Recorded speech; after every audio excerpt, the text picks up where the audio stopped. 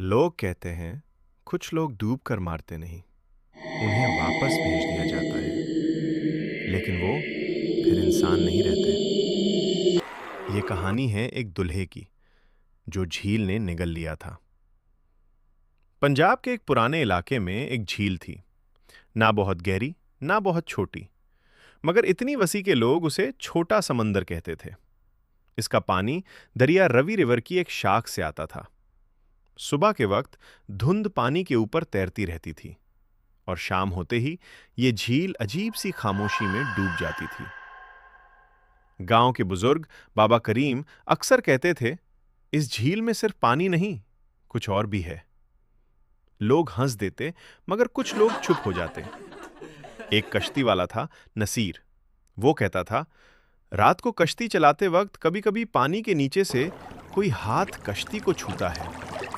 और एक औरत, जैनब, उसने कसम खाकर कहा था, मैंने अपनी आंखों से देखा पानी के बीच एक झोपड़ी जिसमें रोशनी जल रही थी। लेकिन किसी ने यकीन नहीं किया। फिर एक दिन गांव में शादी थी। दुल्हा आदिल अपनी मां का अकेला बेटा।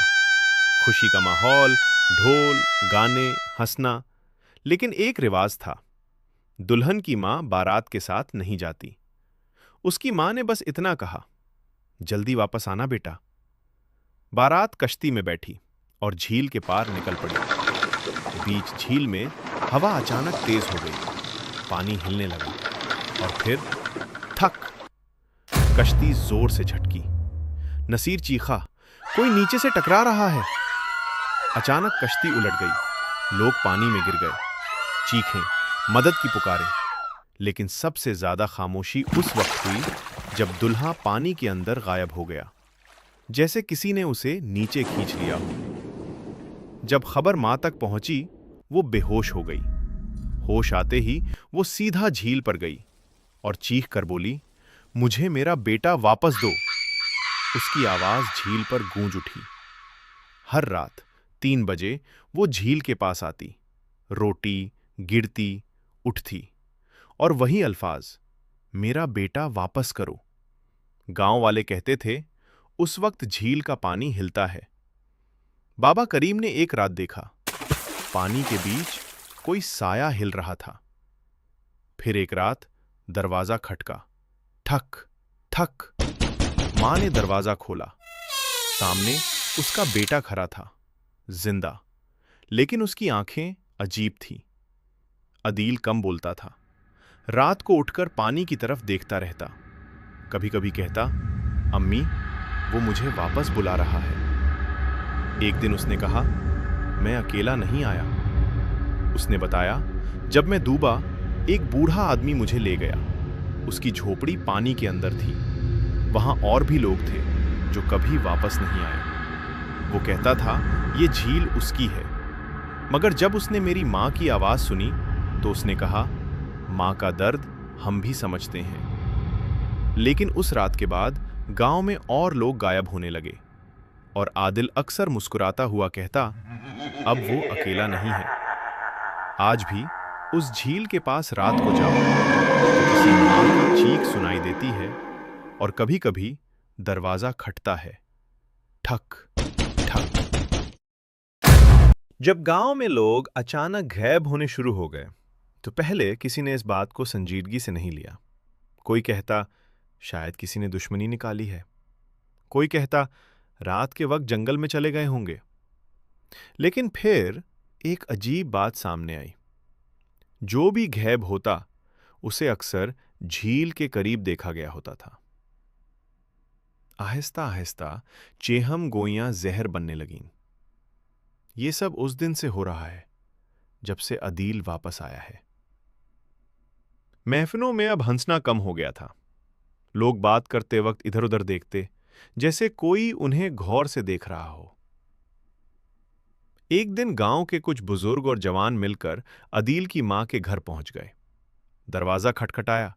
अंदर से धीमी आवाज आई, कौन है? लोग अंदर गए और सीधा सवाल किया, अदील के साथ असल में हुआ क्या था?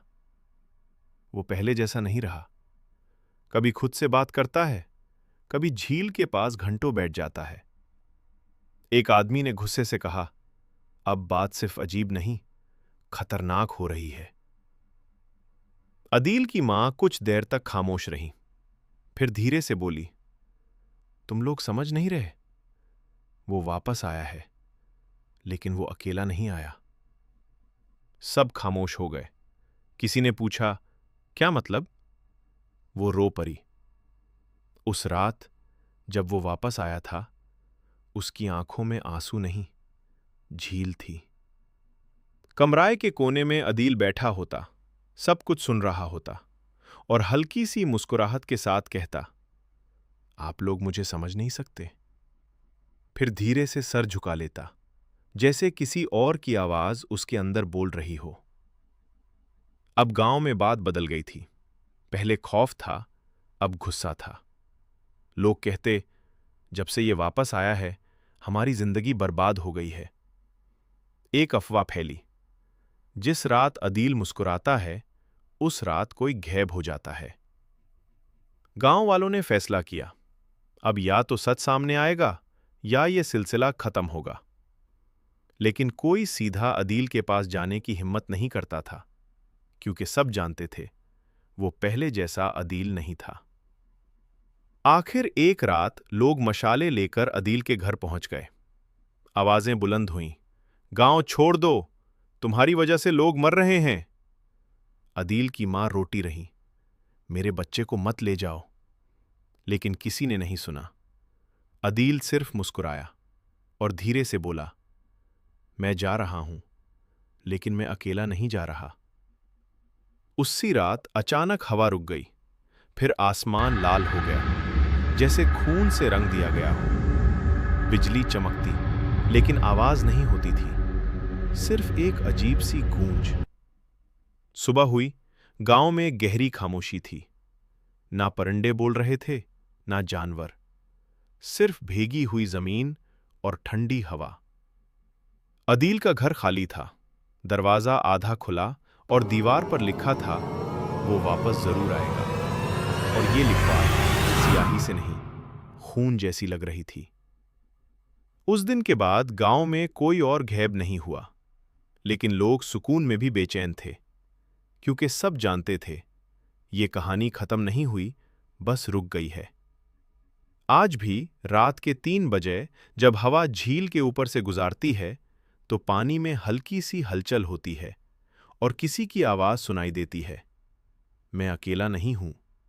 और कभी-कभी दरवाजा खुद बजता है, ठक ठक।